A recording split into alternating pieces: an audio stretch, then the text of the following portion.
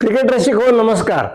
मी विवेक कुलकर्णी पुन्हा एकदा तुमच्या आमच्या क्रिकेट गप्पा या खास वर्ल्ड कप स्पेशल भारताच्या विजयाच्या कार्यक्रमात. मंडळी, काल भारतानं झिम्बाब्वेला हरवलं आणि त्याआधी वेस्ट इंडिजला साऊथ आफ्रिकेने हरवून भारताच्या आशा पल्लवीत ठेवल्या. म्हणजे एक प्रकारे आपला श्वास चालू ठेवण्यात आपल्याला ऑक्सिजन पुरवला होता दक्षिण आफ्रिकेने. त्यामुळे दक्षिण आफ्रिकेचे आभार मानायला सुद्धा काही हरकत नाही. आणि त्यानंतर भारताचा करो या मरो अशा स्टेजमधला सामना झिम्बाब्वे विरुद्ध होता आणि भारतीय संघाने अत्यंत सुंदर फलंदाजी करत हा सामना 72 धावाच्या फरकाने जिंकला. खरं तर भारताने कमीत कमी 101 धावाच्या फरकाने सामना जिंकायला हवा होता.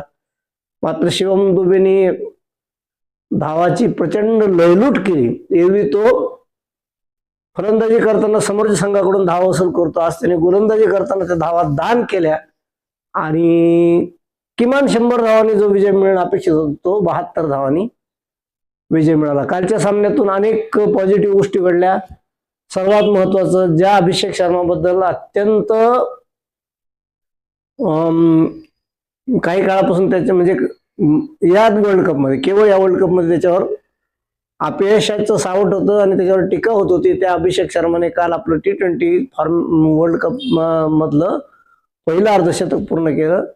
बरं, असं कणत कुठं त्यांनी अर्धशतक केलं नाही. त्याने अत्यंत छान पद्धतीने त्याच्या रुबाबाला साजेसं, त्याच्या फलंदाजीच्या नेचरला साजेसं 25 ते 26 चेंडूत त्यांनी अर्धशतक केलं. अर्थात त्याला नक्कीच मोठी संधी होती शतक करायची आणि खरं तर एवढं 4 सामन्यानंतर त्याला लय सापडली होती, त्याने त्याचा फायदा उचलायलाच पाहिजे होता. पण हेही नशीब थोडके की आपला अत्यंत महत्वाचा फलंदाज, अत्यंत स्फोटक फलंदाज वर्ल्ड कपची जेव्हा आपली करो या मरो किंवा अत्यंत क्रुशियल स्टेज आहे त्या स्टेजला तो फॉर्मात आला, हे आपल्यासाठी अत्यंत आनंदाची गोष्ट आहे. त्यानंतर ईशान किशनने घणाघाती 38 धावा केल्या. संजू सॅमसननी सुरुवात चांगली केली होती. संजू सॅमसनला काय वरदाने परमेश्वराचं माहित नाही, पण त्याला बऱ्याचदा संधी मिळतात. इतकी संधी तर खरंच भल्या भल्याला मिळाली नाही, पण तो या बाबतीत नक्कीच नशिबवान आहे. अर्थात त्याला पुन्हा एकदा मोठी खेळी खेळण्यात अपयशच आलं आणि संजू सॅमसननी हातातली आणखी एक संधी घालवली असं म्हटलं तर त्यात काही वावगं ठरणार नाही. त्यानंतर सूर्या आला. सूर्याने सुंदर फलंदाजी केली. सूर्याही मोठ्या खेळीकडे आहे असं वाटत असतानाच सूर्या बाद झाला. त्यानंतर हार्दिक पांड्या आणि तिलक वर्माने अत्यंत मोक्याच्या क्षणी अत्यंत सुंदर भागीदारी केली. खरं तर या स्टेजला त्या भागीदारीची खूप गरज होती आणि तिलक वर्मावर सुद्धा या वर्ल्ड कपमध्ये सातत्यपूर्ण फलंदाजी किंवा मोठी खेळी न करण्याचं बद्दल त्याच्यावर टीका झाली आणि काल त्यांनी समस्त टीकाकाराला अत्यंत छान पद्धतीने उत्तर दिलं होतं. खरं तर त्याचं ना अर्धशतक विक्रमी झालं असतं, कारण दशिम शनाकाच्या नावावर 19 धावात 19 चेंडूत अर्धशतकाचा विक्रम होता. काल कदाचित एक बॉल जरी त्याला मिळाला असता, आणखी 17 बॉलमध्येच 50 झाली असती, पण हरकत नाही.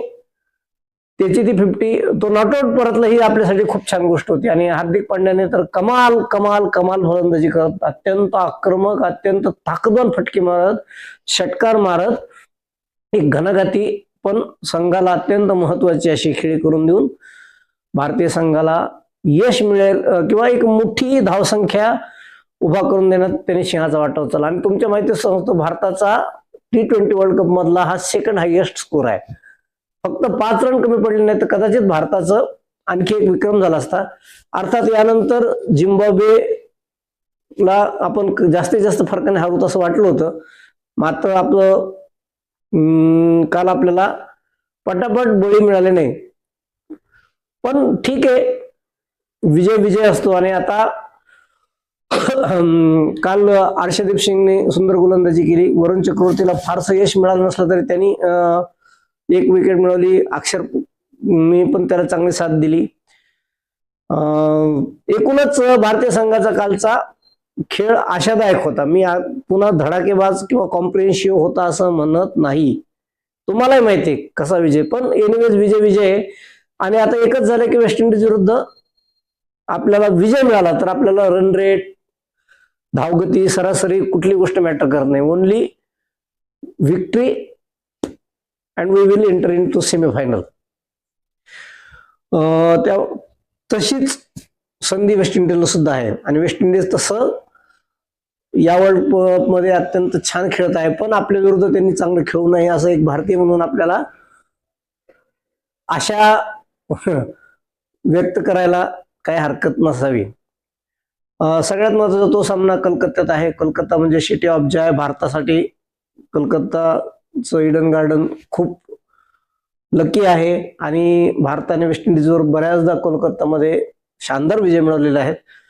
तर आपण सगळेच आशा करूयात की भारतीय संघ वेस्ट इंडिजला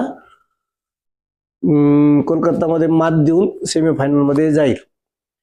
एकूणच कालच्या या विजयाबद्दल भारतीय संघाचं कौतुक आहे, अभिनंदन आहे, कारण भारतीय संघावर एका पराभवाने खूप मोठं संकट कोसळल्यासारखी परिस्थिती निर्माण झाली होती. भारतीय संघावर टीकेचा भडीमार झाला होता, पण त्या सगळ्या निगेटिव्हिटीला भारतीय संघाने बाजूला ठेवत अत्यंत मोक्याच्या क्षणी छान खेळ केला आणि आपल्या नावावर आणखी एक विजय मिळवला. बस आता 2च विजय आणि पुन्हा एकदा आपल्याकडे वर्ल्ड कप मिळावा यापेक्षा वेगळी आशा तुमची, माझी, कुठल्याही क्रिकेट रसिकाची नसेल.